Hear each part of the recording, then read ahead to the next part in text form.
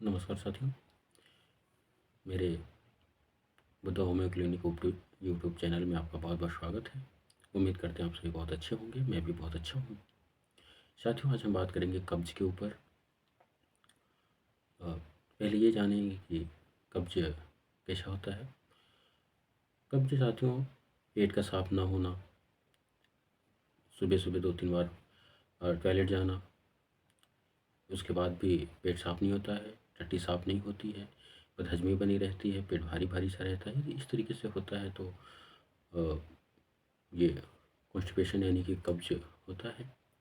साथियों, आगे हम बात करेंगे इसके कुछ कारण इसके कुछ लक्षण जो हैं, मतलब किस तरीके का हो तो मुझे ये पता चले कि व्यक्ति को कब्ज है।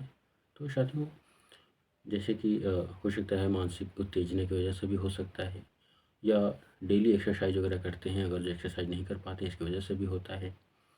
सही खान पान की वजह से भी नहीं होता है, यदि अच्छी नींद ना हो इसकी वजह से भी हो सकता है। ये कई कारण हैं इसके कॉन्स्टिपेशन के। शायद इनकी वजह से पेट साफ नहीं रहता है, कब्ज बनी रहती है।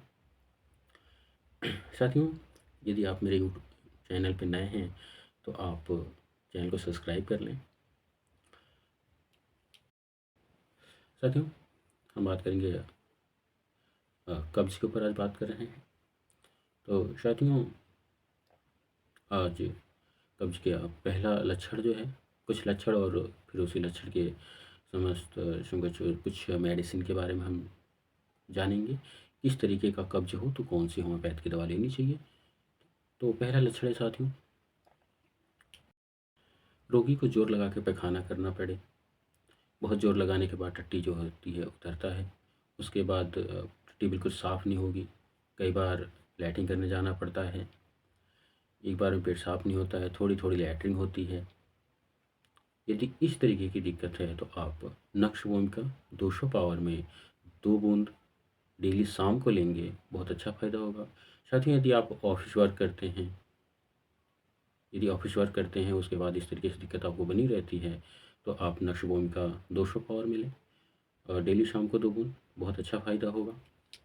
साथियों, अगला सिम्टम है अगला लक्षण है, जब मल कठोर हो, बहुत कठिनाई से मल निकले, शौच जाने की इच्छा ना हो, मलाशय की शिथिलता की वजह से लैट्रिन बहुत पतली भी होती हो उसके बाद भी ना हो, लैट्रिन साफ नहीं होती है, कि इस तरीके की दिक्कत है तो आप होम्योपैथ की दवा लेंगे एल्यूमिना 30 पावर में या 200 में 2-2 बूंद दिन में 3 बार लेंगे, बहुत अच्छा फ़ायदा होगा।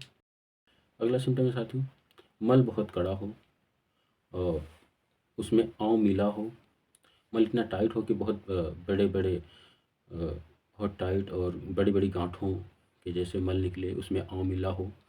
यदि आप शाम को दूध पीते हैं तो सुबह बहुत फ्रेश लैट्रिन होती है, पेट अच्छा साफ होता है। यदि इस तरीके की दिक्कत है तो आप ग्रिफहाइटिस 30 पावर में या 200 में 2-2 बूंद दिन में 3 बार लेंगे, बहुत अच्छा फ़ायदा होगा।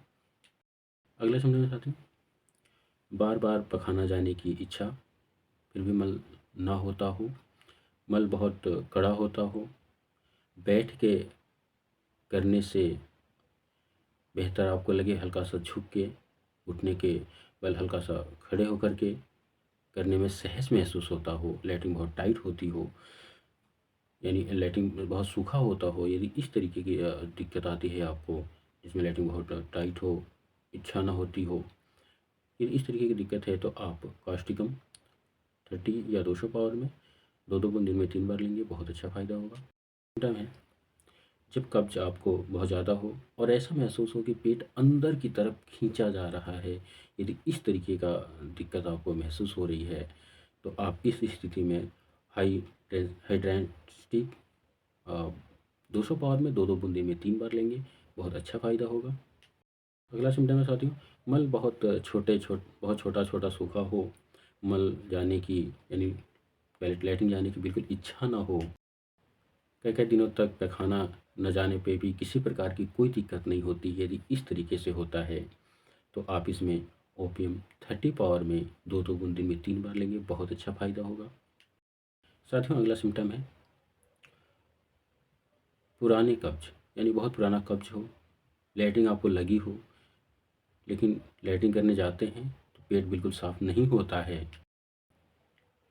और पेट में दर्द भी रहता हो, ऐसा लगता है कि पेट की अंतड़ियाँ जो हैं पीछे की तरफ खींची जा रही हैं, यदि इस तरीके का सिम्पटम है आपको, इस तरीके का यदि दिक्कत है आपको, तो आप इसमें प्लम्बम में 30 पावर में 2-2 बूंद दिन में 3 बार लेंगे, बहुत अच्छा फ़ायदा होगा। साथियों, ये रहे कुछ कब्ज़ के लक्षण और उसकी दवाइयाँ। साथियों, इसमें कुछ परहेज़ जो है वो आपको करना होगा।